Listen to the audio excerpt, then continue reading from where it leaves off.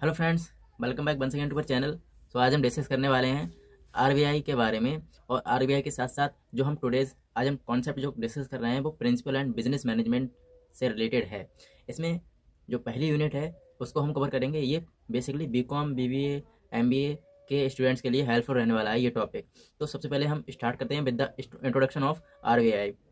First of all we define the RBI. RBI की full form होती है Reserve Bank of India, and RBI is the main body that control the monetary policy in India.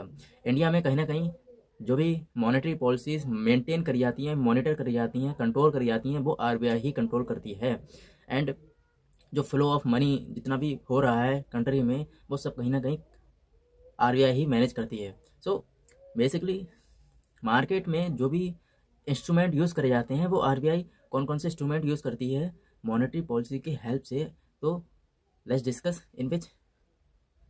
सबसे पहले तो अभी हम RBI के बारे में इंट्रोडक्शन कर रहे हैं। तो आरबीआई आप समझ गए होंगे, आशा करते हैं कि आरबीआई अब तक मेन बेस क्या होता है आरबीआई का। तो RBI is the central bank of India. India की सेंट्रल बैंक की तरह ट्रीट करी जाती है। सेंट्रल बैंक होती है आरबीआई, इंडिया की सेंट्रल बैंक है। तो एस्टेब्लिश करी गई है 1935 में। 1935 में इसको एस्टेब्लिश करा गया था under special act of the parliament. And RBI जो है वो मेन अथॉरिटी है for the monetary policy. Monetary policy को रेगुलेट करती है, सारी पॉलिसीज़ पर काम करती है आरबीआई। एंड मेन फंक्शंस इसके क्या हैं आरबीआई के, तो मेंटेन करना, फाइनेंशियल स्टेबिलिटी बनी रहे इसलिए उसको मेंटेन करना आरबीआई का ये काम होता है। एंड रिक्वायर्ड लेवल पर of liquidity in the economy में लिक्विडेशन बना रहे इसलिए आरबीआई ये सारे काम मेंटेन करती है। So RBI also control and regulate the currency system. And currency system के साथ साथ ये सोल इश्यूअर होती है, करेंसी नोट्स को इश्यू करती है इंडिया में आरबीआई। तो RBI is the central bank that control all the other commercial bank. Other commercial bank के लिए कहीं ना कहीं जो कंट्रोल करा जाता है वो आरबीआई के द्वारा ही करा जाता है। एंड जो आरबीआई है वो कहीं ना कहीं सारी बैंकों को देखती है एंड सारी बैंकों का अपेक्स बॉडी है आरबीआई। सो जिसमें फाइनेंशियल इंस्टीट्यूट्स होते हैं, फाइनेंशियल फर्म्स होती हैं, कहीं ना कहीं ये सारी चीज़ें आरबीआई के द्वारा ही मेंटेन करी जाती हैं, रेगुलेट करी जाती हैं। So it supervise the entire financial sector of the country में जितने भी फाइनेंशियल सेक्टर है वो सुपरवाइज करा जाता है आरबीआई के द्वारा। वीडियो बाकी पसंद आई हो तो लाइक करें एंड सब्सक्राइब जरूर कर लें। Come to our topic, instrument of monetary policy. So what are the instrument of monetary policy. Monetary policy क्या है? मॉनेटरी पॉलिसी एक ऐसा वे है जिसके माध्यम से आरबीआई कंट्रोल करती है सप्लाई ऑफ मनी के लिए, इकोनॉमी में कितना सप्लाई हो रहा है मनी का। So these credit policies help control of inflation. Inflation control करा जा सके, कंट्रोल में रहे, इसलिए मॉनेटरी पॉलिसी यूज़ करी जाती है, इंस्ट्रूमेंट यूज़ करे जाते हैं। एंड हेल्प करता है इकोनॉमिक ग्रोथ के लिए, डेवलपमेंट के लिए आरबीआई ये सारे काम इसलिए करती है। सो let's discuss one by one what are the instrument of monetary policy in which first is open market operations. open market operations क्या होता है? तो open market operations is when RBI involve itself, जब RBI खुद अपने आप involve होती है, डायरेक्टली बाय करती है, सेल करती है शॉर्ट टर्म सिक्योरिटी के लिए ओपन मार्केट में, तो वो ओपन मार्केट होता है। So this is directly and effective way होता है कहीं ना कहीं टू इंक्रीज और decrease the supply of money. Money को कैसे इंक्रीज करना है, कैसे डिक्रीज करना है, ये कहीं ना कहीं डायरेक्टली इन्वॉल्वमेंट होकर ही हो पाता है। ओपन मार्केट ऑपरेशंस के थ्रू मैनेज करते हैं सप्लाई ऑफ मनी को। एंड बेसिकली जो इक्विलिब्रियम बना रहे मार्केट में, इसलिए आरबीआई शॉर्ट टर्म सिक्योरिटीज़ के लिए इशू करती है और बाय करे जाते हैं, सेल करे जाते हैं, जिसके मदद से कंट्रोल हो पाता है मनी का सप्लाई। सो ओवरऑल आरबीआई जो है वो परचेस करती है सिक्योरिटीज़ के लिए from open market. It would have the opposite effect, the supply of money to the market would increase and if turn of rate of interest would go down since the demand for credit would fall down. Next instrument जो है वो है bank rate. तो bank rate क्या होता है, one of the most effective instrument होता है मॉनेटरी पॉलिसी का। तो बैंक रेट बहुत ज़्यादा इसेंशियल है मनी को कंट्रोल करने के लिए, मनी सप्लाई को कंट्रोल करने के लिए। Bank rate at which rate of the RBI कहीं ना कहीं ग्रांट करती है मनी के लिए, मनी ग्रांट करती है कॉमर्शियल बैंक के लिए। कॉमर्शियल बैंक को मनी ग्रांट करे जाते हैं आरबीआई के द्वारा, जितना भी पैसा है वो आरबीआई ही प्रोवाइड करती है कॉमर्शियल बैंक के लिए, विदाउट एनी सिक्योरिटी और collateral. So it is also a standard rate at which the RBI will buy or discount will of exchange other such commercial instrument. So now the RBI were to increase the bank rate. The commercial bank would also have to increase their lending rate. At this काफ़ी help करता है control करने में, काफ़ी help होती है money supply को कैसे कंट्रोल करा जाएगा। तो इन मॉनेटरी इंस्ट्रूमेंट के माध्यम से कंट्रोल कर सकते हैं आसानी से मनी ऑफ सप्लाई के लिए। तो और स्मूथली फ्लो हो पाता है कंट्री में, इकोनॉमी में मनी, इसलिए ये इंस्ट्रूमेंट ज़रूरी है। मॉनिटर जो जितने भी मनी है उसको मेंटेन करा रहे और इक्विलिब्रियम वे में सप्लाई होता है मनी, तो इसलिए ये सारे इंस्ट्रूमेंट यूज़ करे जाते हैं। एंड डिमांड एंड सप्लाई के अकॉर्डिंग ये कहीं ना कहीं इंस्ट्रूमेंट चेंज होते, इंस्ट्रूमेंट में इफेक्ट होता है। And variable reserve requirement, next जो है वेरिएबल रिजर्व रिक्वायरमेंट, इसमें कैश रिजर्व रेशियो आता है। कैश रिजर्व रेशियो को हम शॉर्ट में ऐसा CRR भी बोलते हैं, जिसका कोई एक छोटा सा प्रोपोर्शन होता है डिपॉजिट्स का जो कमर्शियल बैंक कहीं ना कहीं रखती हैं, that it has to deposit to the RBI. जो कमर्शियल बैंक होती हैं वो थोड़ा सा प्रोपोर्शन में जो अमाउंट होता है कैश होता है वो आरबीआई के लिए दिया जाता है। आरबीआई सारी कमर्शियल बैंक देती हैं आरबीआई के लिए, जिससे कि वो आरबीआई से कनेक्ट रहें, कीप इन टच में रहें सारी बैंकें आरबीआई से। तो इसलिए CRR जो शॉर्ट प्रोपोर्शन होता है थोड़ा सा अमाउंट वो डिपॉजिट करा जाता है CRR की फॉर्म में आरबीआई के लिए डिपॉजिट करा जाता है, आरबीआई के पास सारी बैंक डिपॉजिट करती हैं। And RBI will adjust the percentage to control the supply of money. Money supply को कंट्रोल करने के लिए आरबीआई डिसाइड करती है, एडजस्ट करती है परसेंटेज कितना रखा जाएगा available with the bank. So according to loans given by bank will either become cheaper or more expensive.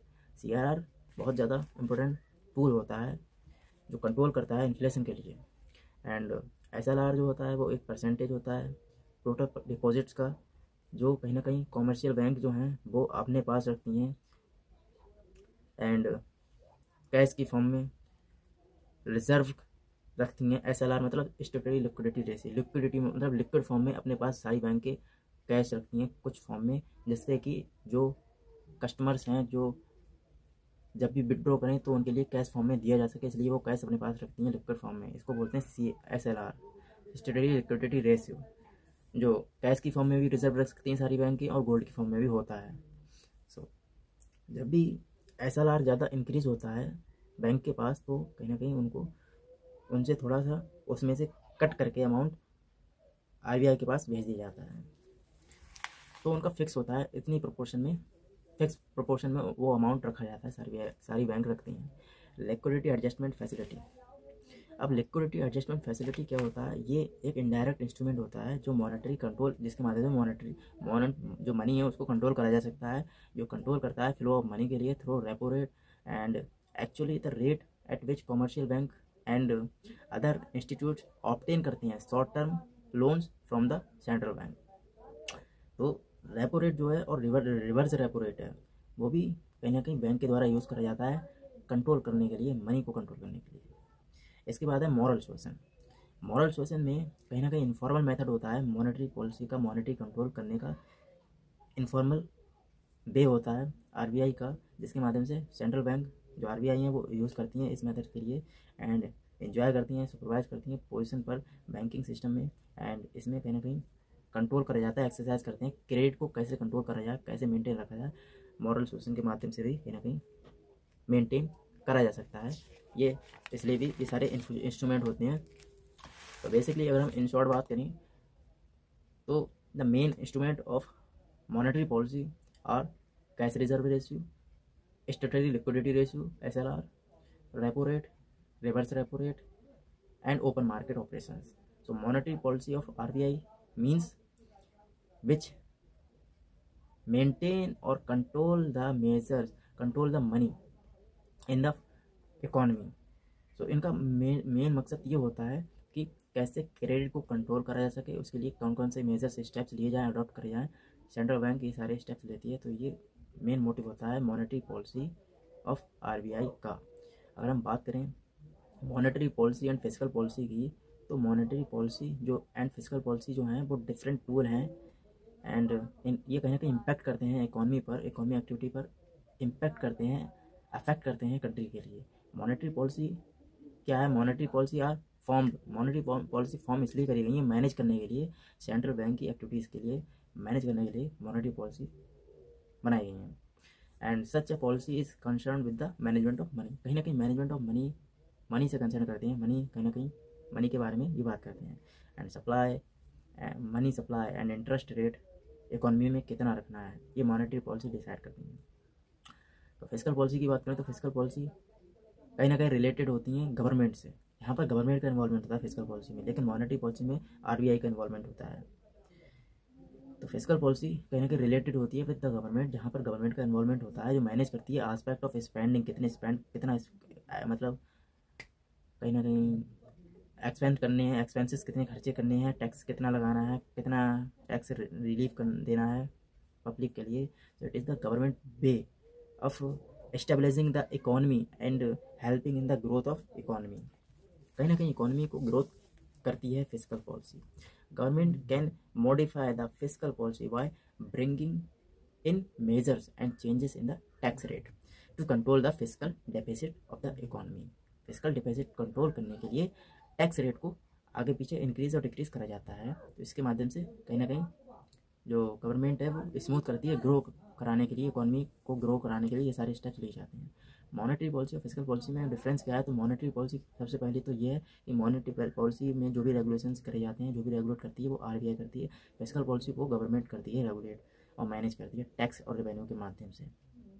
लेकिन मॉनेटरी पॉलिसी में इंस्ट्रूमेंट के माध्यम से फ्लो ऑफ मनी को कंट्रोल करा जाता है, जो मैंने भी डिस्कस करा, जैसे CRR हो गया, SLR हो गया, ओपन मार्केट ऑपरेशन हो गए, रिवर्स रेपो रेट हो गया, एंड इसके साथ ही साथ रेपो रेट हो गया। तो ये सारे इंस्ट्रूमेंट के माध्यम से कंट्रोल कर जाता है money of supply monetary policy में। फिस्कल पॉलिसी में टैक्स कितना रखना, टैक्स रेवेन्यू का क्या मैनेजमेंट कैसे करना है, वो सब गवर्नमेंट करती है फिस्कल पॉलिसी में।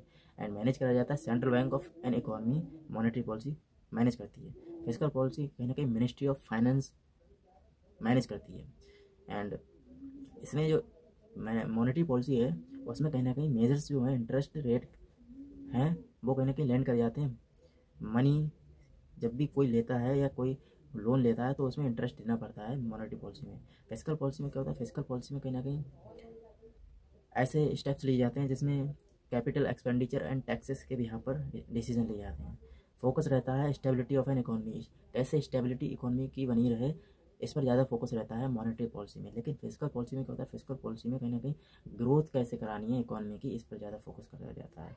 इम्पैक्ट और on exchange goods, exchange notes पर क्या इम्पैक्ट पड़ेगा, एक्सचेंज रेट पर क्या इम्पैक्ट पड़ेगा, इसकी बात करें तो मॉनेटरी पॉलिसी में एक्सचेंज रेट इम्प्रूव होते हैं। जब भी हाई इंटरेस्ट रेट पर लोन प्रोवाइड करा जाता है तो इम्प्रूव होता है एक्सचेंज रेट। एंड अगर हम फिस्कल पॉलिसी की बात करें तो फिस्कल पॉलिसी में कोई इम्पैक्ट नहीं पड़ता है, there is nothing change in exchange rate. अगर हम बात करें टारगेट की तो टारगेट मॉनेटरी पॉलिसी का किस पर रहता है? मॉनेटरी पॉलिसी का टारगेट रहता है इन्फ्लेशन पर। इन्फ्लेशन जब भी इकोनॉमी में होगा तो उसमें मॉनेटरी पॉलिसी के जो टूल्स हैं उनके माध्यम से उसको कंट्रोल करा जाएगा इन्फ्लेशन को। अगर हम फिस्कल पॉलिसी की बात करें तो फिस्कल पॉलिसी में कहीं ना कहीं कोई भी does not have any specific target, कोई स्पेसिफिक टारगेट नहीं होता है फिस्कल पॉलिसी में। तो ये ओवरऑल कहीं ना कहीं डिफरेंट और कहीं ना कहीं कंपैरिजन हमने करा था fiscal policy and monetary policy का। अगर हम बात करें इम्पैक्ट की तो मॉनेटरी पॉलिसी जो है वो बोरोइंग पर इम्पैक्ट करता है इकोनॉमी में, बोरोइंग में, मॉनेटरी पॉलिसी में। लेकिन fiscal policy has an impact on the budget deficit पर इम्पैक्ट पड़ता है। तो ये हमने डिफरेंस क्लियर करा monetary policy and fiscal policy का। बात करें अगर मनी की, what is money in detail, तो व्हाट इज़ मनी? मनी एक ऐसा सिस्टम है, एक अपनी वैल्यू होती है मनी की, जो फैसिलिटेट करती है, जिसके माध्यम से हम गुड्स एंड सर्विसेज को मतलब परचेस कर पाते हैं। So using money, buyers can buy any goods and sell any goods to pay less in transaction, मतलब मनी को पे करके वो कोई गुड्स परचेज कर सकता है। तो मनी की अपनी एक वैल्यू होती है, जो कहीं ना कहीं गवर्नमेंट ही इसको टेंडर में लाती है, लॉ के थ्रू ही ये मनी काम करती है। एंड ये कहीं ना कहीं मीडियम ऑफ एक्सचेंज की तरह काम करती है, that is centralised, generally accepted, recognised and facilitate transactions of goods and services, so that's it's called money. तो money is a medium of exchange for various goods and services जो हैं, वो उनको एक्सचेंज करने के, परचेस करने के लिए मनी के हेल्प से हम इजीली ट्रांजैक्शन कर पाते हैं। एंड मनी सिस्टम जो है वो government to government and country to country vary करता है। So now we discuss kind of money. What are the kind of money? In which first is commodity money. Commodity money क्या होता है? Commodity money simple भाषा में बात करें तो कमोडिटी मनी सिंपल सा ये है कि जहाँ पर बार्टर सिस्टम पहले हुआ करता था, तो उसमें मान लीजिए अगर कोई एक गुड्स है तो उसके बदले में दूसरा गुड्स एक्सचेंज करना, जहाँ पर पैसे का इन्वॉल्वमेंट नहीं था, सिर्फ गुड्स का इन्वॉल्वमेंट था, उसको हम कमोडिटी मनी बोलते हैं। Whenever a commodity is used for exchange, the commodity become equal to money. Commodity है उसकी कहीं ना कहीं मनी के बराबर वैल्यू हुआ करती थी पहले, and is called commodity money, उसको हम कमोडिटी मनी बोलते हैं, अभी भी है। And it is a simplest type of money used in water system. Water system में इसको यूज़ करा जाता था, वेयर वैल्यूबल रिसोर्सेज परफॉर्म होते थे as a function of money, money के फॉर्म में उनको यूज़ करा जाता था, लेकिन जो सेटिस्फैक्शन है वो नहीं मिल पाता था, एंड सेम टाइप के जो लोग हुआ करते थे, जिनको ज़रूरत हुआ करती वो नहीं मिल पाते थे। तो ये एक डिसएडवांटेज था बार्टर सिस्टम का। एंड फिड्यूसरी मनी नेक्स्ट है काइंड ऑफ मनी में फिड्यूसरी मनी। फिड्यूसरी मनी क्या होती है? जिसकी अपनी एक वैल्यू होती है, डिपेंड करती है बिलीफ पर, that it will be generally accepted, कहीं ना कहीं generally acceptable as a belief acceptable होती है कंट्री में, as a medium of exchange की तरह काम करती है, एंड ईजिली हम एक्सचेंज कर पाते हैं, कोई भी चीज़ खरीद पाते हैं, एंड जो कस्टमर्स होते हैं उनको एश्योरेंस मिलता है, फिड्यूसरी मनी एश्योरेंस देती है, एंड टू पे वेरियस टाइप ऑफ मनी, जो वेरियस टाइप ऑफ मनी होती है उनके मदद से हम पे कर पाते हैं, एक्सचेंज कर पाते हैं, परचेज कर पाते हैं कोई भी गुड्स के लिए। And the customers sell the promise, जो कस्टमर से प्रॉमिस सेल करता है एंड ट्रांसफ़र हो पाते हैं, it is a summon else, it is called fiduciary money. And payment of fiduciary money is usually made is gold, silver, paper currency. तो ये example हैं फिड्यूसरी मनी के, जिसमें गोल्ड हो गया, सिल्वर हो गया, पेपर मनी हो गया। तो ये कहीं ना कहीं फिड्यूसरी मनी होती है जो हमने अभी डिस्कस करी। नेक्स्ट बात करते हैं फिएट मनी की। तो फिएट मनी क्या होती है? जिसकी वैल्यू होती है अपनी and derived from a government order से ही ये फिएट मनी कहीं ना कहीं इंट्रोड्यूस कराई जाती है, फिएट मनी। तो फिएट करेंसी जो है वो एक ऐसी टाइप है मनी की जो कहीं ना कहीं नो इंट्रेंसिक वैल्यू, जिसकी मतलब इंट्रेंसिक वैल्यू नहीं होती है, and can not be converted into valuable resources. Valuable resources में उनको कन्वर्ट नहीं करा जा सकता।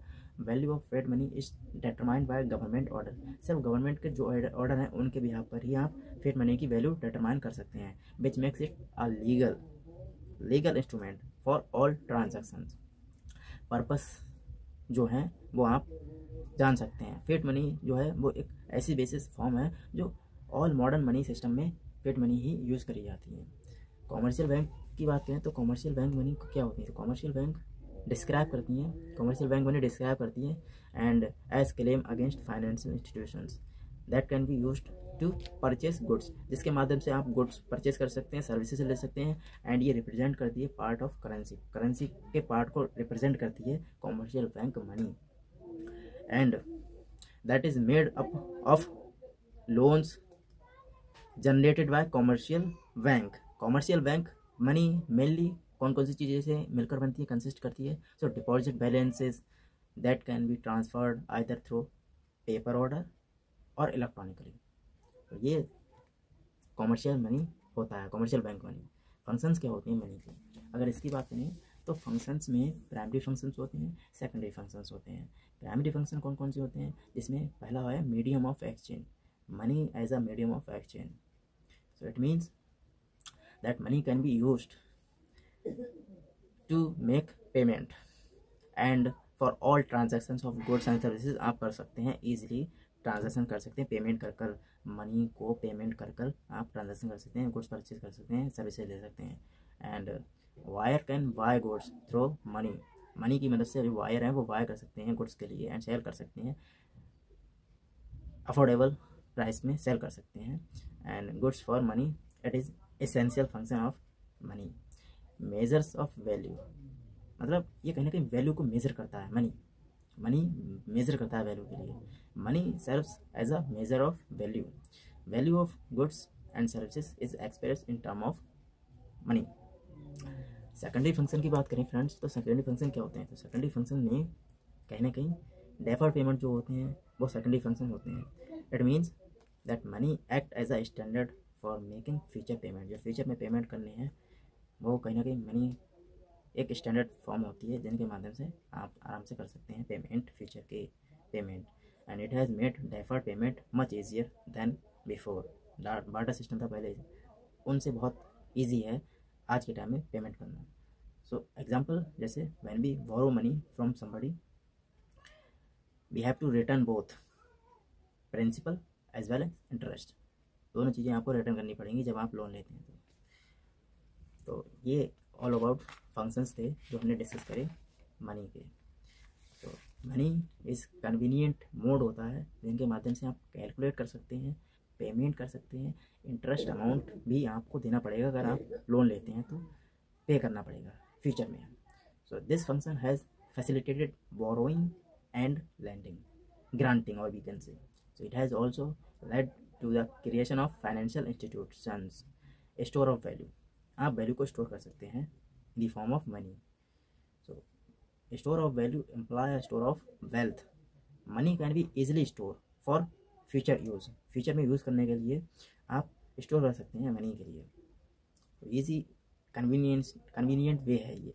It is most convenient and economical means to store earning as well as wealth.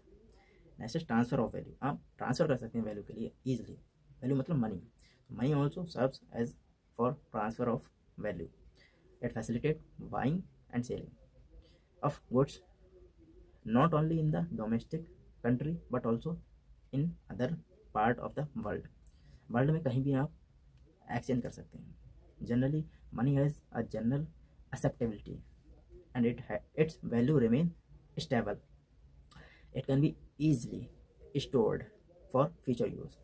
So ये all over जो भी डिस्कशन था वो हमने पहली यूनिट में आरबीआई के बारे में डिस्कस करा, मनी के बारे में डिस्कस करा, जिसके हमने फंक्शन डिस्कस किए। स्टोर ऑफ वैल्यू होती है, ट्रांसफर ऑफ वैल्यू कर सकते हैं आप, standard to deferred payment functions होते हैं। प्राइमरी फंक्शन में मीडियम ऑफ एक्सचेंज की तरह काम करता है, मेजर्स कर सकते हैं आप, वैल्यू को मेजर कर सकते हैं। एंड कॉमर्शियल बैंकिंग मनी के बारे में डिस्कस करा, फिएट मनी क्या होती है, फिडुशियरी मनी क्या होती है, ये हमने डिस्कस करा। तो ओवरऑल मनी पर हमने डिस्कशन रहा आज का। मॉनेटरी पॉलिसी क्या होती है एंड फिस्कल पॉलिसीज़ क्या होती हैं, इसके बारे में डिस्कशन करा था, डिफरेंस क्लियर करा था।